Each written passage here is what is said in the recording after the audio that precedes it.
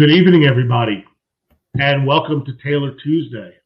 As always, I get to have a conversation with one of my dearest friends, and I see him more over video than I do over in person, but that's okay. And we have a friend and a colleague who I've worked with closely for the last 4 or 5 years. He really is got one of the most spectacular wound care practices that I've ever seen. We'll talk more about that later. But Mike, I'm going to turn it over to you and tell everybody a little bit about Taylor. Great. Yeah, you guys are in for a real treat tonight. I hope it keeps picking up with the numbers here, because you're in for a real treat with Dr. Sharif, a master of wound care and limb salvage. Let's remind everybody here that you can review these webinars. So if you got to jump off, you got to feed the kids, you got to do whatever, these are always going to be posted on our Taylor Medical website at taylormedical.com. You can go back, you can take a look at these. This one you're going to want to go back and look at. And as Mo gets into the details about the process that he uses, and then some great coding information and compliance information at the end, which I think will be really helpful and really, really important for you to review after you hear this great presentation. So for those of you, if you've seen Bohemian Rhapsody, the movie, right? Bob Geldof pounds on the table and says, get your money out, get your money out. I'm going to tell you, get your Excel sheets out, put your information down, send it over to our team, Carla, Siobhan, and Ashley. Let them take a look at the vendors that you're using. Take a look at the items that you purchase, the manufacturers, the SKUs, anything you can give them on a Word doc and Excel would be great. But get them the information and let them help you save money. We are seeing more and more people as they adopt this program, not just becoming members, but adopting this program, saving substantial dollars for their practices. As we all know, sequestration, Medicare is getting cut again. We're getting hit on every angle. We've got to find places to save money. This is the place to do it, Taylor Medical. So as Bob would say, get your Excel sheets out, get your data out, send it over to the team at Taylor, and we're going to save you a bunch of money and make your lives so much easier for ordering supplies. So I'm excited. Ira, I'm going to go back to you and introduce our phenomenal speaker tonight.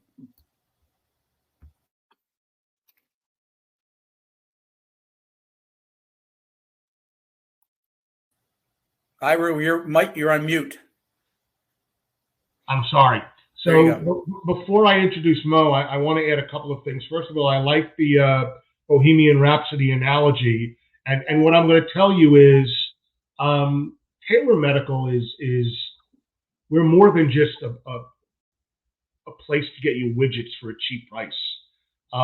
We are here to educate you. We're here to help you implement new products into your practice. I mean, I just recently reviewed... And give scholarships.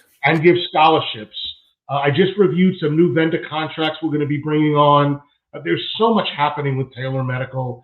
We try to educate you. It's not just buy this because we can get you the best price. And the only other thing I'm going to tell you is before you consider buying anything, I don't care if it's peanut butter crackers to keep in your office for your diabetics who bottom out when they're in the office, please speak to us at Taylor. There are things that we can do that you'd be shocked at.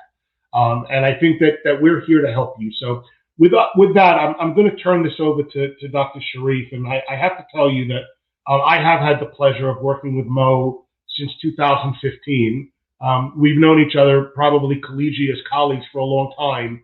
And I really have watched how he has revolutionized and evolved a wound care practice. I mean, if this is what somebody wants to do, this is a guy that you can learn it from. He has fellows. He's an educator. He's a team player. He never complains at all. And anyway, I'm going to turn it over to Mohammad. He's going to introduce himself a little bit. And Mohammad, you know how to advance everything. You know where you are. Yes. And I'm going to turn it over to you. I'm going to disappear, and Mike and I will come back for Q&A at the end. So knock it dead. Thank you, Ira. Good evening, everyone. Again, my name is Mohammad Sharif, and thanks to Ira and Taylor Medical for inviting me. I'm going to, I've been in practice now for about 18 years, and I'm also involved with our local wound care clinic.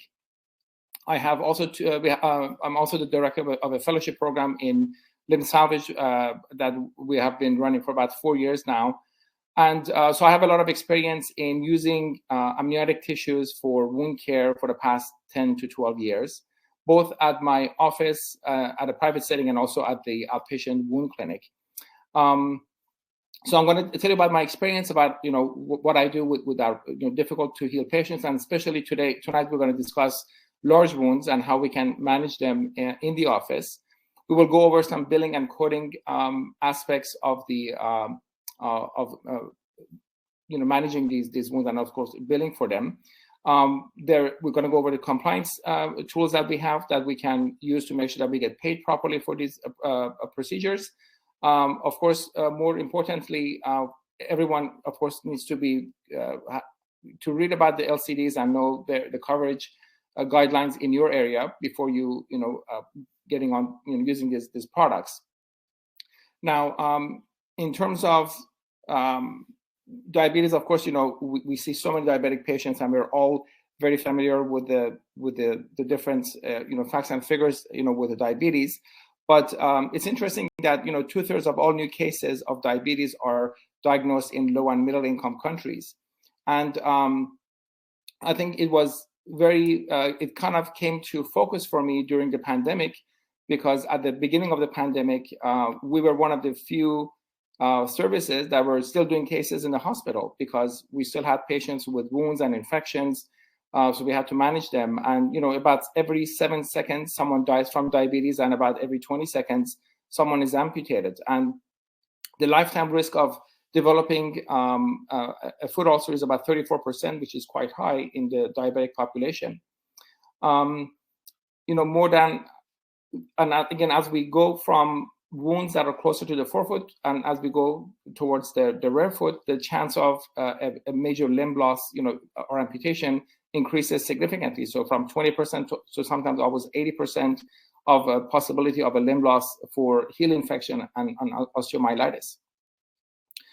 In the United States, we spend about $176 billion annually in the direct cost for diabetes, and about 1/3 of that is spent on the lower extremity complications. So if we can address this major economic factor, I think we're going to make a big, and we have been making a lot of progress in this regard. And I think the most important, figure in this slide is that the 5-year mortality after a limb amputation is about 68%. And so again, we're providing a major care and service to our communities by reducing these numbers. And again, there are multiple studies that have shown that in facilities that have incorporated podiatrists in their teams, their rate of amputation has come down significantly. So let's talk about why we're using amniotic tissues as much as we're doing recently, especially for the past 10 years. So amniotic tissues have been utilized for over 100 years, and originally they were used quite a bit in burn patients, but it hasn't been until recently where we have enough technology to process them, so where we can use them at a clinical level. Amniotic tissues are they have a lot of nice characteristics, and one of the most important, of course, is that they're non-immunogenic. So when you apply it to your patients, you don't get any reaction. As we know, with chronic wounds, most chronic wounds are stuck in this chronic inflammatory condition. So anything that we can use to reduce inflammation will help with healing these wounds. So amniotic tissues also they have this anti-inflammatory effect wherever you apply them. They also reduce scar. And so for our patients who have a chronic ulcerations, the less scar formation, of course, creates a better skin at the end to be able to undergo different stress forces. And finally, amniotic tissues are full of growth factors that are needed for wound healing. So they have basically almost all the components that we want from a tissue replacement product. They have cells, they have extracellular matrix and scaffold, And they also have growth factors that will help us, heal wounds, basically. If you look at the, an amniotic tissue or placental tissue under the slide, you will see that the amniotic layer, you have the epithelium with the basement membrane, and then the tissue gets, the layers get kind of thicker and thicker from compact to spongy layer. And they're full of, again, growth factors. So for instance, we all have, used Regranex, which is basically one growth factor that you use on a wound, versus an amniotic tissue, which has over 200 different type of growth factors and cytokines, which can help jumpstart a wound healing. So you can see the difference in technology, when you're managing these wounds. The amniotic layer is a thinner portion of the placental membrane, and of course the chorionic layer is thicker. Now, if you notice, the epithelium is in the amniotic layer, so any graft that has the amniotic layer will have a more structure to it because of the epithelium. And grafts that have or are made from the chorionic layer, they are usually more friable, and also there's no side to them. However, when you're using an amniotic layer, of course, you want to make sure the epithelial is setting up, and so you have to be careful of the direction of the graft that you're using. As I said, the amniotic tissues are full of extracellular matrix, growth factors, and cytokines. And each company that produces produces the amniotic tissues, they have their own proprietary process in processing the amniotic tissue. So they are a little bit different from each company to each company, and especially it depends on how they actually process them and keep them. And then we'll talk about the different differences in just a second. But at the end, it will, whatever process they use, it will affect the cell viability and the extracellular matrix integrity of the graft. Now, some companies, have, again, they use only the amniotic layer with or without the epithelial portion of it, or even the intermediate or spongy layers. Again, some companies use a chorionic layer. Some companies, mix them together. And again, it all depends from company to company. So there are three different ways that we can preserve the amniotic tissue. Most commonly, you will see the dehydrated type of a graft, which preserve the growth factors and the cytokine content. Something that has less processing would be something like a cryopreservation, and some of these products actually have live stem cells in them. And of course, finally, you have the hypothermic storage type of the grafts that are closest to the native tissue as you can get, basically. I'd like to highlight one of the amniotic grafts that we use, and it's called Palingen. Palingen comes in multiple sizes. It's an amniotic layer that we use. So it's a chorion-free graft, basically. It is off the shelf, and it's because it's dehydrated, so you can use it immediately, and also you can trim it to the size. And the MUE for Palingen is about 64 square centimeters, which means that at each application you can use up to 64 square centimeters of this graft. There are two types of Palingen. You have the Palingen membrane and the X+ membrane. Now the X+ membrane is resorbable, and it is cross-linked, so it has a higher tensile strength, and as such you can it provides the greatest, as I mentioned, greater tensile strength, and it also provides shape manipulation, and it has a slower resorption versus the membrane graft. Now let's talk about what we do for management of all these different type of wounds that we see. Now obviously it's helpful if we know the etiology of the wound, and of course there's a lot of overlap between pressure wounds, diabetic ulcers, venous ulcers, and but in general it's helpful to know the etiology of these wounds so we can address them in a more comprehensive manner. And of all the wounds, of course, need to have a standard care of therapy for treatment. And so some of the big components of a standard wound care would be to assess the overall condition of the patient. Usually, of course, it's done by the primary care doctor. We want to make sure the patients have enough blood flow. So almost every patient with a wound will get a formal arterial study to make sure that we have enough blood flow to heal the wound. We need to assess the wound and find out how much drainage we have. We need to worry about the moisture control. Is it draining too much? Is it draining too little? We need to address any patient concerns, of course. We need to manage the biofilm and any necrosis by sharp debridements on a regular basis. That also helps with infection control. And finally, for diabetic patients, offloading is a major component of our treatment, and also compression to help reduce the swelling, especially for venous ulcerations.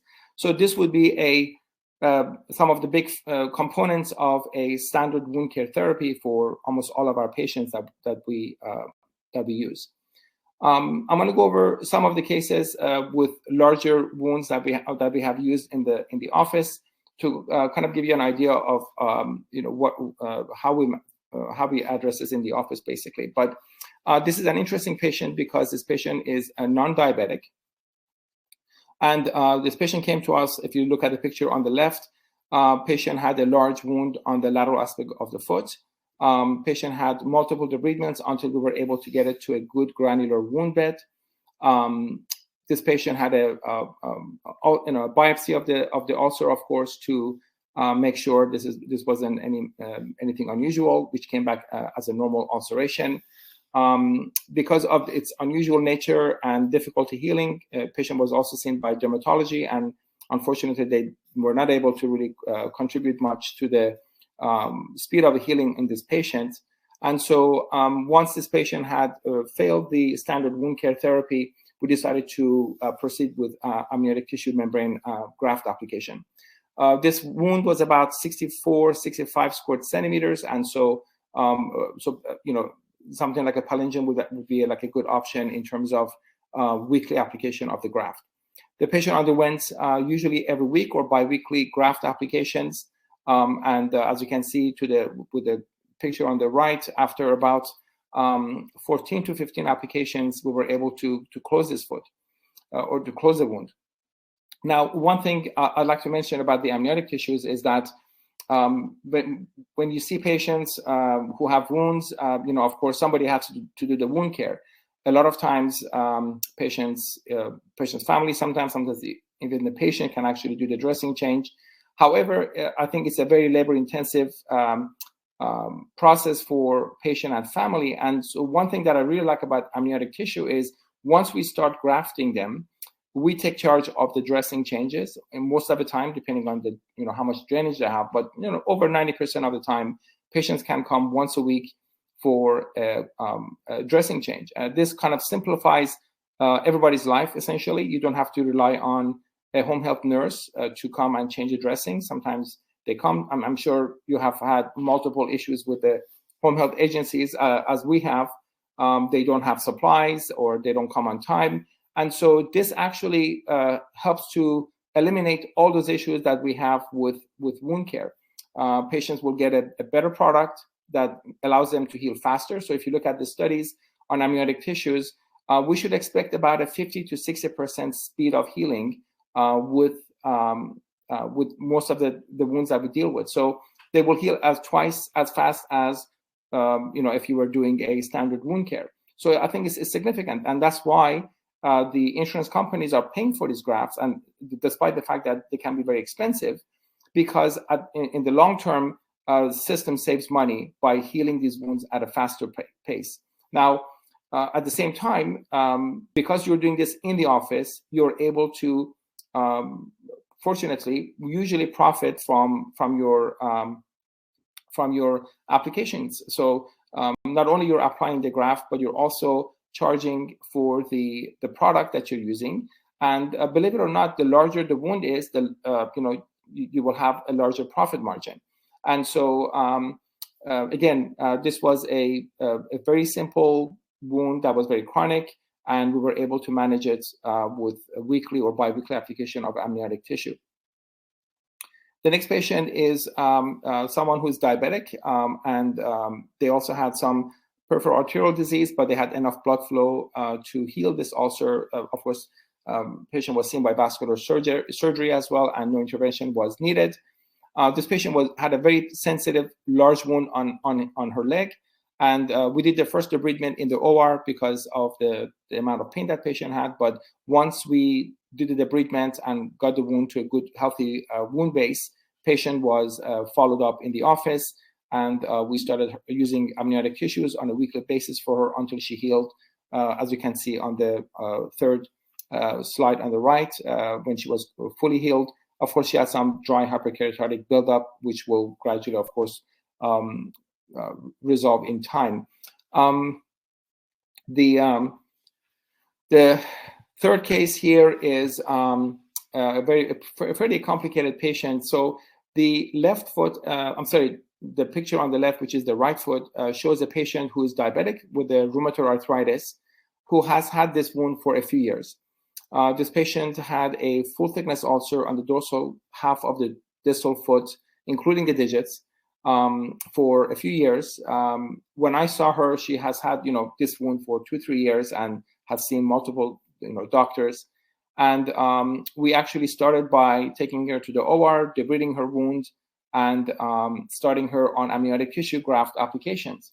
Now, this was a very painful wound for the patient, so we were not able to debride the wound as much as we would have liked in the office on a regular basis because of the hypersensitivity. And despite treating her with about 10 applications of amniotic tissues, we were not moving anywhere. I mean, the wound was getting smaller, but we still had a large wound at the end of the 10th application.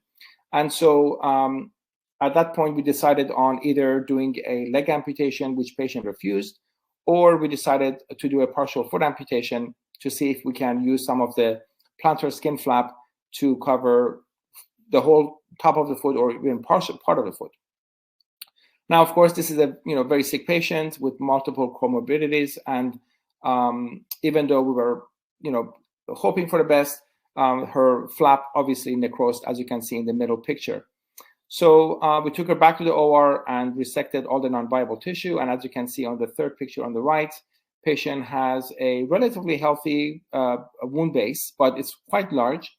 And on a good note, patient's pain was about 100% resolved after the amputation, which kind of tells you how much these necrotic tissues sitting on the foot are major pain generators in these patients. And so despite the fact that patient had a large wound on her foot, still, after the amputation and after debridement, but she had about 100% pain relief, which was quite exciting for all of us. Now, if you see on the picture on the left, we still have a large wound, but the bones are getting granulated over. And we did use a few amniotic applications for that foot until we had much more granulation tissue. And then I decided to reduce the size of the wound. We actually did a split thickness skin graft, which is the second picture you see on the left. Now, unfortunately,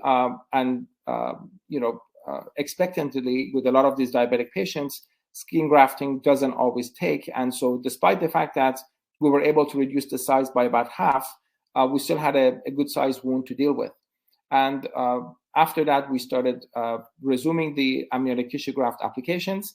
And as you can see, we were able to completely close the wound. This took more than 10 applications, again, of the amniotic tissue graft. And again, depends on what product you're using, but usually the amniotic tissues from Medicare guidelines, you have about 10 applications that you can use. Some of the different products have different application limits. But at the same time, in some of these complex patients or very large wound patients, you are able to maybe contact the insurance company and request additional applications. And many times they do approve that. So that is something that you need to be aware of and make sure that you're staying within the guidelines, obviously. But the tools that are available to you is there are compliance templates, there are sample medical notes, there are EHR templates, and of course, there are many educational tools to help you start a program in your office where you can actually utilize these products to not only help patients heal faster, but also help your bottom line, basically. Now, with regards to coverage, most of these grafts are covered under both Medicare and private insurance coverage. Again, you should really read your LCDs and be familiar with the guidelines that Medicare has for your region. But in general, Medicare covers about 80%, of course, just like any other services that Medicare covers in a specialist office. And usually a secondary insurance covers the final 20%. Now, I do have patients who are Medicare and maybe they have a smaller wound and they still, sometimes we have to use these grafts because their wound is very slow to heal. And some patients don't mind paying that 20%. And in those cases, instead of applying this like once a week, we do it like every 2 weeks or every 3 weeks or even every month, in terms of hitting this wound with a good products to kind of help jumpstart the wound healing. And you can, of course, use other products, in between if you need to. But on average, amniotic tissues can stay in the wound for about 2 weeks before most of them are absorbed. So 1 or 2 weeks, I think, is ideal. And of course, every week, based on studies, have shown to be the most optimized way to kind of heal these wounds. For private payers, you want to really make sure that you have to check your fee schedule. So if you haven't ever used a graft with a private insurer, I would check. You need to contact them, get their fee schedule, make sure that the product is covered, and of course your application code is covered before you actually use it in a private pay patients. And of course, also you need to, as we mentioned previously, you need to make sure that the MUE is included, or I'm sorry, the number of MUEs for each graft. So as I said, Palingen is 64, which means that you have 64 square centimeters of graft you can use at one setting. Some grafts are less, some grafts are more. And so depending on your wound size, you can decide what product to use. But again, if you are using a certain product and you want to stay with that product, you can contact the insurance company and see if you can use increase your MUE. And of course, if they approve it, then you can, of course, use that product at a larger level, basically. With regards to compliance and documentation, it's very important that you take pictures and have your measurements available for your charting. I use a app that uses AI to measure wound size by placing a round green dot, basically, or a sticker on the skin, and the app basically uses that as a reference and measures the wound within a few seconds. This actually gives you a nice surface area versus just the width and length dimensions. So I highly recommend that, and of course I'll be happy to share that with anyone who's interested.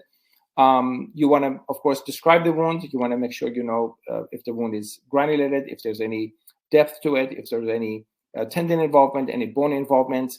You want to discuss any underlying comorbidities, diabetes, vascular disease, neuropathy, all those things that would help to support your use of these products. And of course, what product you want to use for healing these wounds. It's very important that we start with advanced wound care products once the standard wound care therapy has failed. And so if someone comes to you and they've been already seen to multiple other doctors for the past 6 months and they've tried a multitude of different products and they have failed, obviously you're ready to go to an advanced wound care products. But if it's your patient and it's the first time you're seeing them and they have never had any treatments, you want to treat them for about 2 to 4 weeks with standard wound care and see if they have any good response to your treatment.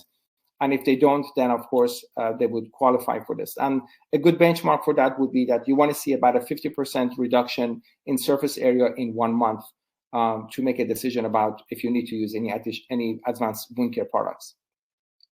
You want to make sure your wound is free of necrotic tissue, of course. You want to have a reasonable A1C level, and of course discuss the tobacco, or stopping your tobacco use. That would be very helpful. Again, every patient who has a chronic ulceration should get a formal arterial Doppler study. You'll be amazed of how many patients you might think they have pulses and they come back with a really abnormal arterial Doppler study, which requires some kind of a vascular intervention. So it's again very important to check this on every patient. You want to mention how long the wound has been present on the, that has been present, how long you've been treating this patient, and what are the failed treatments. In terms of nutrition, of course, it's very important that you maximize on the nutritional supplements if possible. That would be very helpful. And then finally, you want to discuss any edema control, infection control. Obviously, most patients require some kind of a debridement on a weekly or bi-weekly basis. Go over the offloading with patients, surgical shoes, surgical boots, casting, and of course, compressions for venous leg ulcers. One thing to remember is, and this is a mistake that I made for some time, is that you can not graft and do a TCC at the same office visit, which is kind of crazy because they usually, non-cover one. Usually they don't cover the cast or the graft application. So you don't want to mix your other applications or procedures at the same time with the same patient. And now, if it's on a different leg, like if you do a cast on one leg and you do the graft on the other leg, that's not a problem. But on the same leg, you want to make sure that you don't include that. Let's go over some billing and coding. And so in general, what you have is you have a patient with a wound. You have an application code that you can use to apply the graft to the wound. And also you want to have to bill for the actual materials. There are two portions to your billing for each day of or each visit for a graft application. So we go based, or the CPT code book goes by the square footage of the or square centimeters of the surface area that you're dealing with. So anything less than 100 square centimeter has a different code than if you have more than 100 square centimeter of a wound. Most of the time we have a less than 100 square centimeters. So for those grafts that are done on the leg, we use 15271, and that's for 25 square centimeter of graft application. If you have anything beyond 25 square centimeters, you have to apply an add-on code. So for a leg that is, for instance, 78 square centimeters, you applied 78 square centimeters of graft, you bill for 15271 times 1 unit, and that's for 25 square centimeters. For the remaining 53 centimeters or so, you do the 15272 times 3 units, and that takes you up to about 78 square centimeters. Actually, it takes you up to 100 square centimeters, but again, there's no number for exactly 78. So that's how you bill for a larger wound on the leg, for instance. Now on the foot is a very, and then one more thing about if it's above 100 square centimeters, then use the 15273, and the add-on code after that is 15274. So those are the leg wound codes. For the foot, we have 15275 for the first 25 square centimeters if the wound is less than 100 square centimeters. And it's kind of confusing, but just remember 15275, that's probably the most common one code that you're going to be using. And the add-on code to 15275 is 15276. For each additional 25 square centimeter wound, you'll apply that for billing purposes. And for feet above 100 square centimeters, again, very unlikely you're going to use this, 15277, and again, 15278 would be the add-on code. Now, of course, the second portion of your billing would be for the Q code, which is the actual material that you're billing.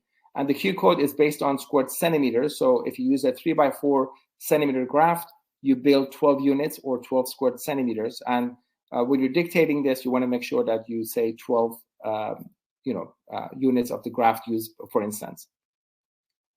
You also have the KX modifier, which is means that you have met the requirements specified in the medical policy, and that just automatically you include that as well.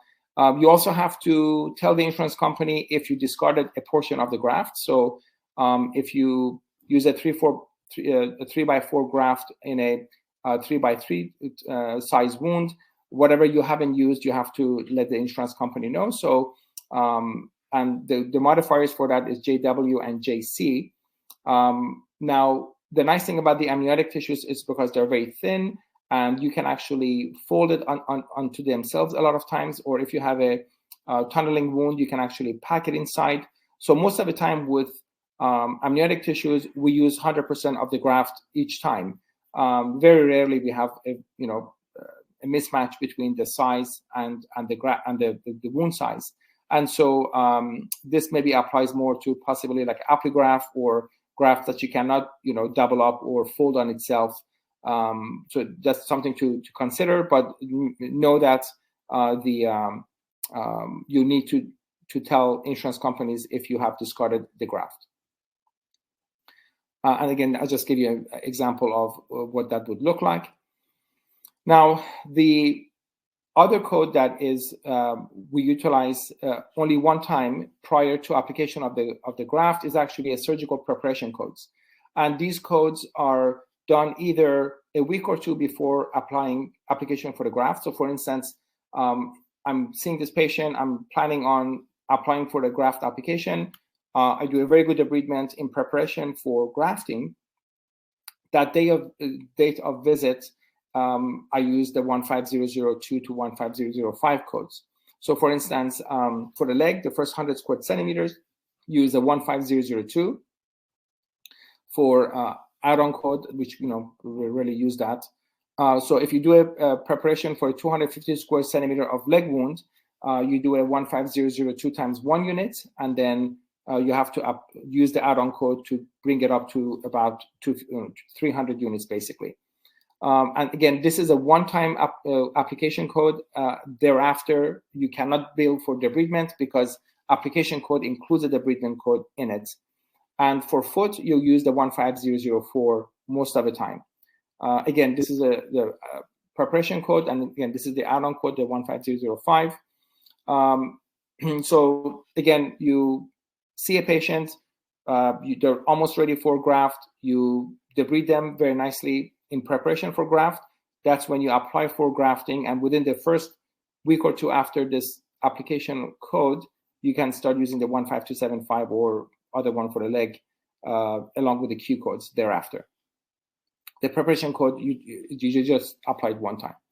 With regards to diagnosis codes, I want to make sure we have time for questions. So I'm going to, there are, again, as I said, you have pressure wounds, you have diabetic ulcer wounds, you have arterial insufficiency wounds. There's a lot of overlap, and you want to kind of use the one that most likely is the etiology of your wound. So for instance, the L97 codes are non-pressure wounds. We usually use this for the diabetic foot ulcers. The pressure ulcers are the L89 codes. And again, you need to make sure you follow through with all the characters, the 6-digit characters that you need for these codes. For the Stasis ulcer, we use the I-83 and I-83.2 for either varicose veins with ulcer or with inflammation.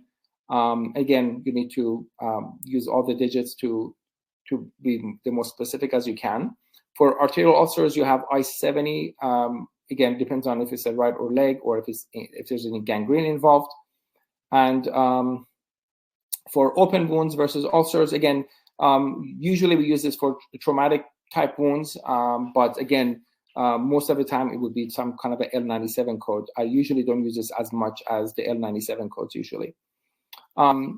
Again, there's a lot of overlap between the pressure ulcers and diabetic ulcers, and again, you're more than welcome to use either one as you see fit.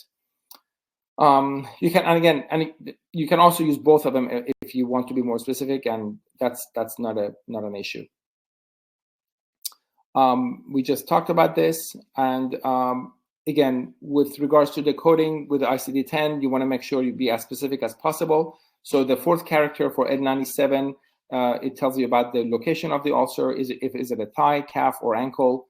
Again, I usually the calf through the other part of the leg. Try not to use the unspecified if possible, if you can.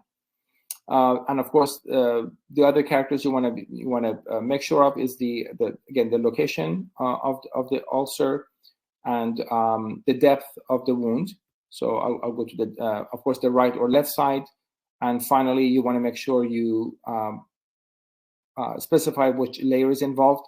And so again, a lot of times for full thickness ulcers that we're dealing with is usually a level 2, sometimes 3. And again, if you have bone involved, it's also possible. Again, it's good to review these codes and keep them handy on your fee tickets to make sure that you're using the right codes, obviously.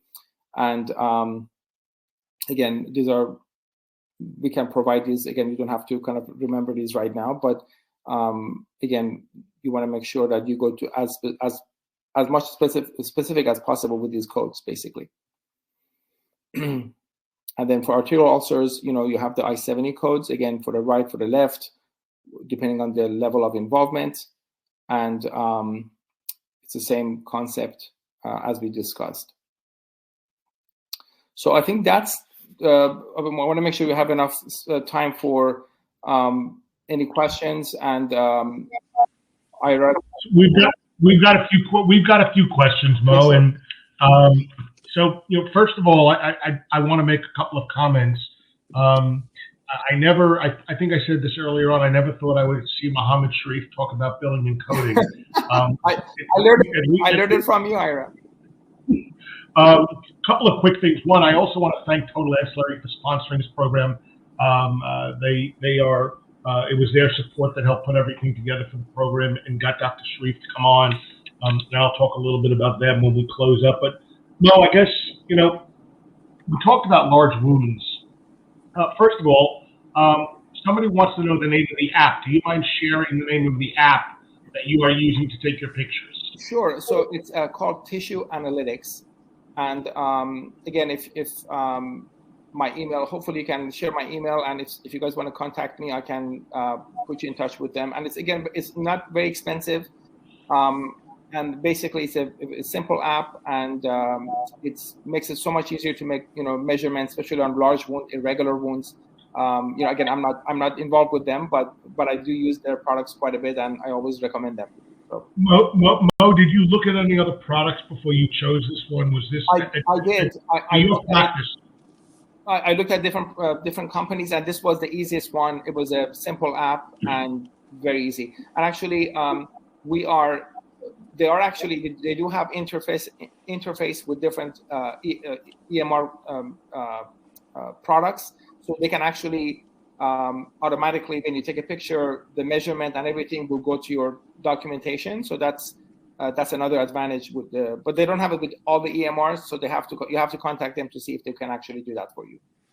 And if they're not, go ahead, Mike. I'm sorry. No, that's okay. Mo, does it give you like a real-time measurement when you're looking at it, or does it 30 once seconds. you take a picture, then it gives you the measurement? Yeah, you take a picture, and within 30 seconds, you have a measurement of the surface area. Okay. And if you have seen the patient like the second or third time, it compares it to the last measurement. So it tells you if it's minus 30% smaller, minus 5%, or even if it's bigger. Very rarely it makes a mistake. So you can always go to the desktop and change the measurement borders if you need to. But I would say 99% of the time I don't have to deal with that. So it's just automatic. Yeah. Mo, does it help? Does it measure depth as well, or just? It does. It does. So you have for the depth measurement, you have to kind of move your phone a little bit. So I don't use the depth part of it because it takes more time from me. So I use it just for the surface measurement right now, and I add the depth as needed, basically. Great. So Mo, I know that, as I said, we spoke earlier, that the type of practice that you have, I know that a lot of our colleagues out there seem to think that they have to take these larger wounds to the operating room all the time. And I know that I've seen what you've done in the practice. I know that some may need some type of visit in the OR, but they're not long-term hospitalization unless there's many comorbidities. You're treating them in the office. How do you address that? How can you allay people's fears about what you encounter and why you're comfortable with it? First of all, I think just from it's great for patients, great for me, great for everybody else. The larger the wound, it actually it's more cost effective for me to do it.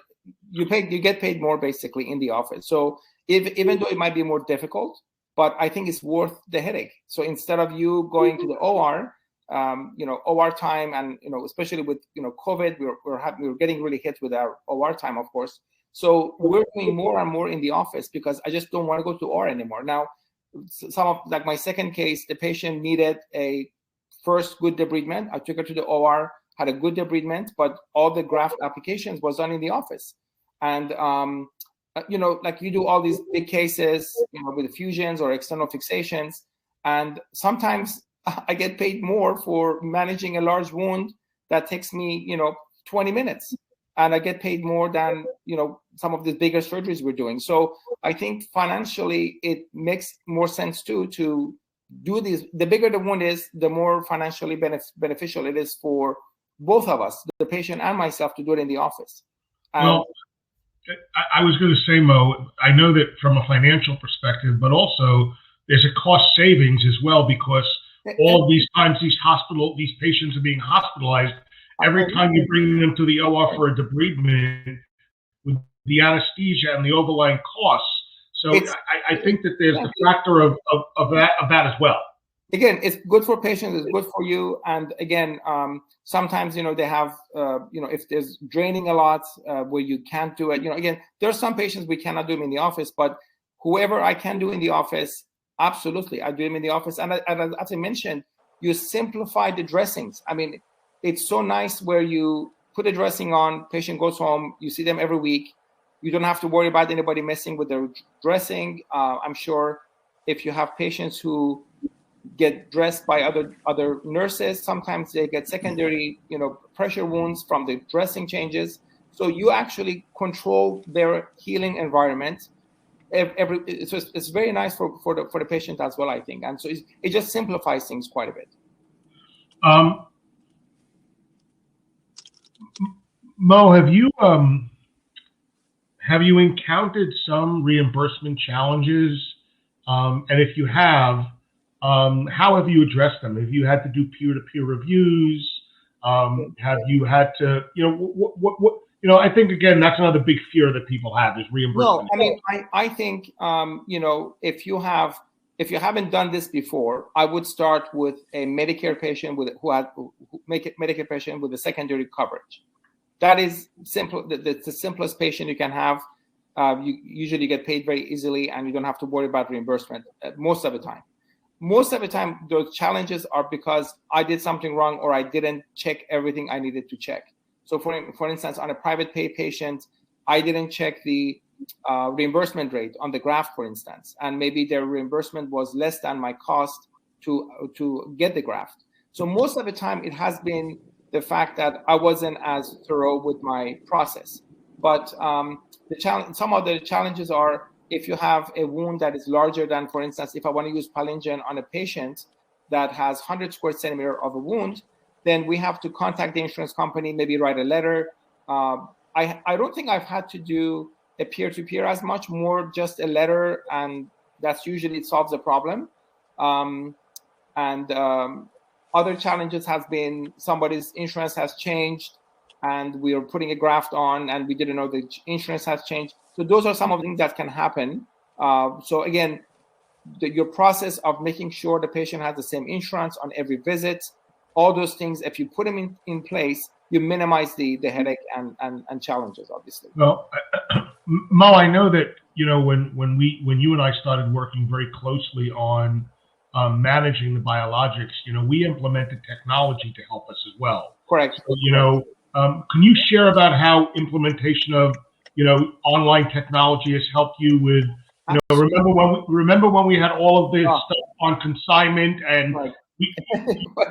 So it was quite crazy. So, I mean, using total ancillary right now, that's all we do. So I see a patient, I think that they're getting ready for graft because they're not healing as well as, or they're very high risk patients.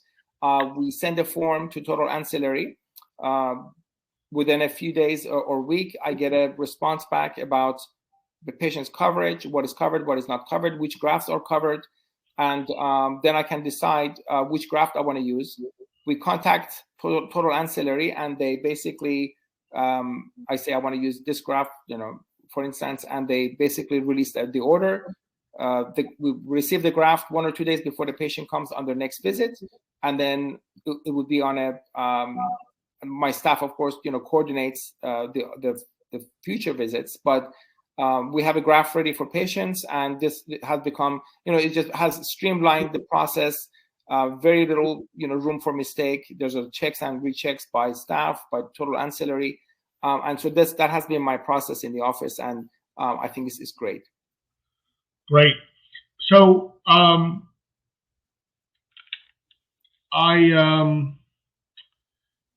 I definitely wanted to comment on the modifiers that you talked about. Sure. And there were quite a few that you discussed. You talked about the KX, and you talked about the JC and the JW. And I think that what we need to make sure is, I think you stressed it at the most, is checking the LCD policies, because not everybody is going to require you to put on both the JC and the JW. Some might only want the JW. I know, Mo, with a lot of your work, there's not a lot of wastage. But I think really, if I were to dig down into it, and I know Mike's been popping in and out, I think the most important thing out of everything is the documentation. Wouldn't you agree, Mo? Is making sure the specificity of the diagnosis is there, the depth of the wound, the laterality, and just the progress of the wound, because you just can't keep treating a patient with a methodology that's not working. Correct. Absolutely. What is your comfort level on changing products midstream, Mohammad? Have you made that decision? Have you ever had to switch a product, come back to another product, and how do you deal with that? So usually I prefer not to change that, but sometimes we have had cases where the graft wasn't available, like we were using certain graft, becomes unavailable for whatever reason, and we had to change. And so that's the only time that I have had to change gear on a product. But most of the time, I try to stay with the same product until we have fully healed the wound. Okay. Mo, I think I would just like to comment that it's interesting. This is you're part of Upper Line, part of our company, which is great. And the way that you address this is changing the paradigm of how we deliver this kind of care. Going back to your office-based side, is that, if you're saving limbs, you're saving money, and hopefully in return for that, for all of you who are concerned about office-based procedures like this, by saving that money, that's the way you get better payer contracts. So, Mo, you're not only saving limbs, you're helping to move the profession to the next level, which is really impressive. And it's great for patients, absolutely. Mike, Mo, do you have any pearls of wisdom on anybody who, if they have a passion and they want to do a wound care practice? I mean, this didn't come overnight. You had to get a vision from somewhere. I mean, I know the truth that EHI needed a wound care doctor, and they said, Mohammad, that's going to be you. But you have to develop a love for it. I think wound care is not something that people need to dabble in. I don't know that they'll have to the extent of your practice. But do you have any pearls of wisdom as to how you got where you are and what you would recommend for people? Is it relationships with the other specialists? I mean, how did you get where you are? Sure. I did my, honestly, so I did spend a year at UT San Antonio with Harkless, and, it's a big limb salvage program. And then after my, and then I did my just elective surgical training after that. So I wasn't really, when I first started practicing, when I came to Atlanta and where I was, there was just a big need for it. I mean, nobody was managing these patients. Nobody wanted to do it. And so gradually I had to do it because there was nobody else that was available. And gradually I began to really like it because it's very challenging and very gratifying, when you heal the wound and, after 2-3 months and you're finally all done. It's just very gratifying, and especially for, patients, of course, very appreciate it. But I think it's a big portion of it's one thing. I think podiatry can make a big difference in our healthcare system is our field, because there's not that many fields who embrace these type of patients. And I think some doctors think there's, again, I'm not talking about the financial because of it, but there are ways you can make money as well. So some people think if you do wound care, you're not making any money. Obviously they're not utilizing everything at their disposal, obviously. But there's a big need for this, and I don't think there's any profession better than us to do it, honestly. I think you hit the nail on the head. And before Mike left, he talked about things that are going on in value-based medicine and global payments, and Right. the reality is that podiatric physicians and surgeons are probably the most well-trained to handle this. I mean, Absolutely.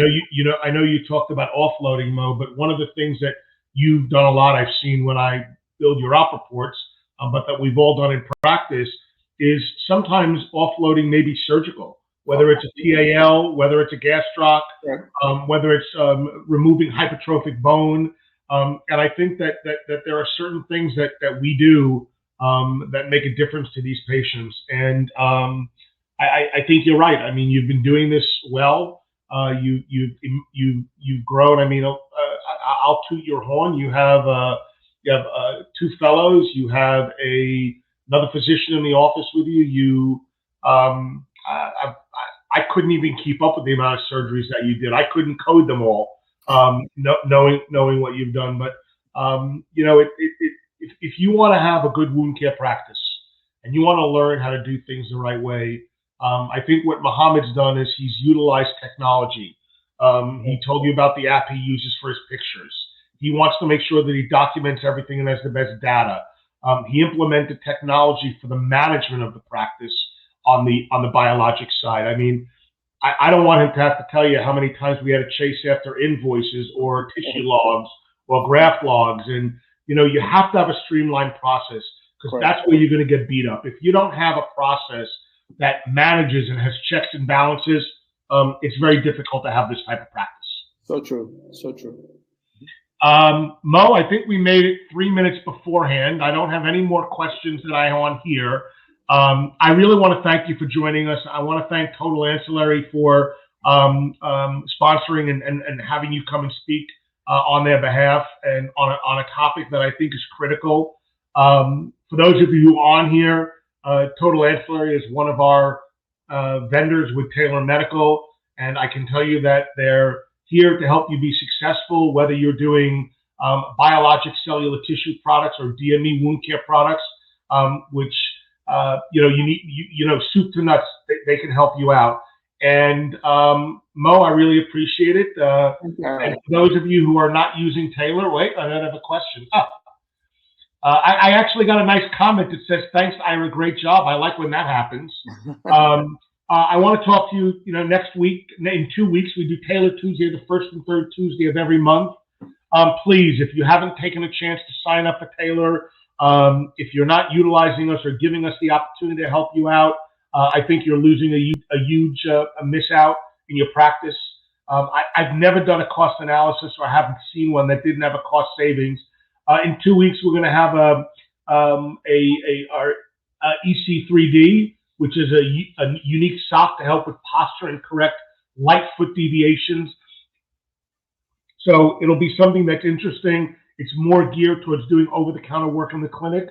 And again, I want to thank Dr. King. I want to thank Total Ancillary. Most importantly, I want to thank Mohammed. Mohammed, do you have any parting words for everybody? Or no, thank you so much for inviting me. I really appreciate it, and hopefully, I was able to help someone make a decision, to start utilizing these products.